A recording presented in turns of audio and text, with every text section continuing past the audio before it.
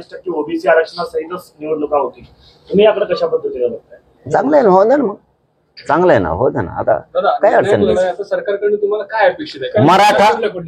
मराठा आणि कुणबी एक आहे, हो अध्यादेश जे आर आम्हाला पाहिजे, त्याशिवाय तुम्ही हटणार नाहीत. कारण आम्हाला त्यावेळेस असं सांगितलं होतं की कुठला कायदा पारित करायचा असला तुमच्या म्हणण्याप्रमाणे मागणी मान्य करायची असली तर आधार लागतो. कायदा आणि घटना आधाराशिवाय चालत नाही, आम्हाला चालवता येत नाही, आम्हाला कायदेमंडळ चालवावं लागतं. आधाराशिवाय आम्ही जनतेला काय उत्तरं द्यायचे, तर तुमच्या मागणीसाठी आधार लागतो. तर आता 58 लाख नोंदींचा अहवाल सरकारकडे आहे. 58 लाख नोंदीचा अहवाल समिती त्यांची आहे, सरकार त्यांचं आहे, समिती गठीत त्यांनी केली आणि अहवाल पण समितीनं त्यांच्या सरकारला दिलाय. आता तुम्हाला मराठा आणि कुणबी एक हे जे आर काढायला काही हरकत नाही. आतापर्यंत दिलेले ओबीसी आरक्षण ज्यांना ज्यांना दिलं गेलं, ज्यांना ज्यांना पोटजात उपजात म्हणून घातलं गेलं, कोणाचाही आधार नव्हता, कोणाचाही निकष जुळलेला नाहीये, फक्त पोट जात दिसली तत्सम म्हणून आत घातली.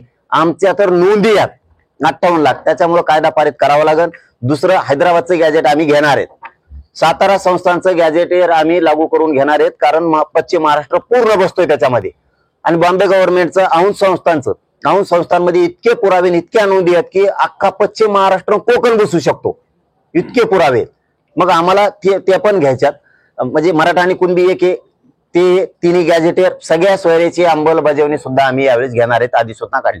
राज्यातल्या सरसकट गुन्हे मागे घेण्याचा शब्द त्यावेळेस सरकारनं दिला होता.